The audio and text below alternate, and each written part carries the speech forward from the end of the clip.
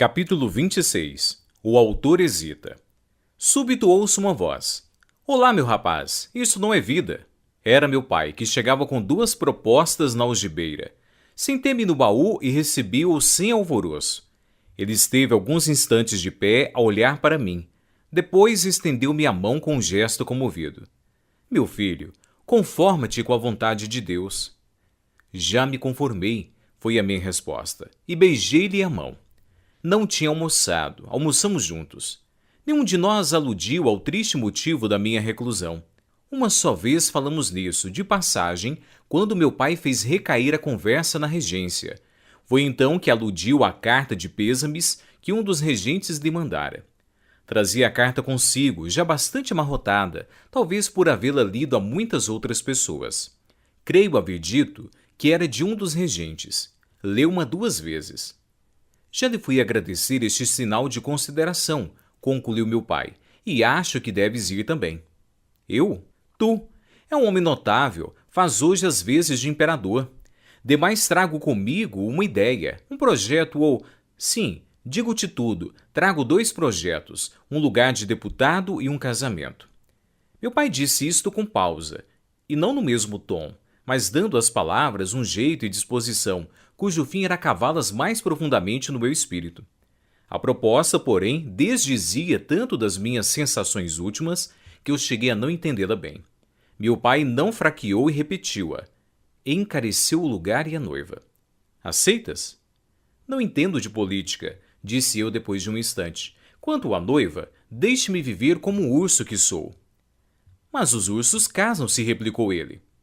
Pois traga-me uma ursa. Olhe, a ursa maior. Riu-se meu pai e depois de rir tornou a falar sério.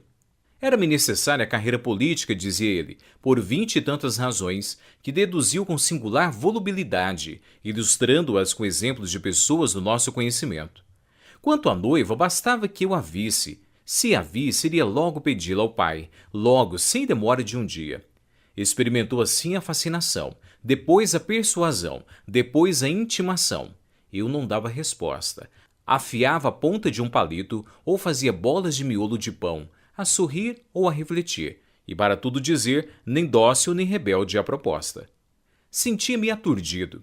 Uma parte de mim mesmo dizia que sim, que uma esposa formosa e uma posição política eram bens dignos de apreço. Outra dizia que não, e a morte de minha mãe me parecia como um exemplo da fragilidade das coisas, desafeições, da família.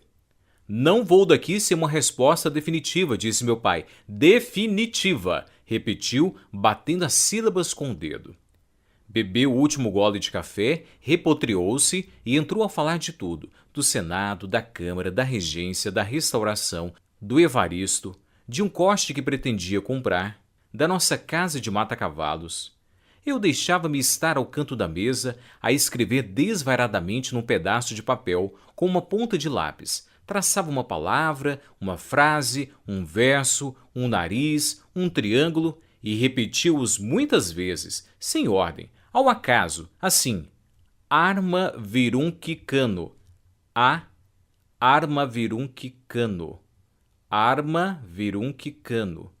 Arma virunque. Arma virunque cano. Virunque. Maquinalmente tudo isto, e não obstante havia certa lógica, certa dedução.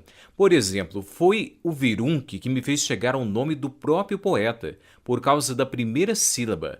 Ia a escrever virunque, e sai-me Virgílio. Então continuei, Virgílio,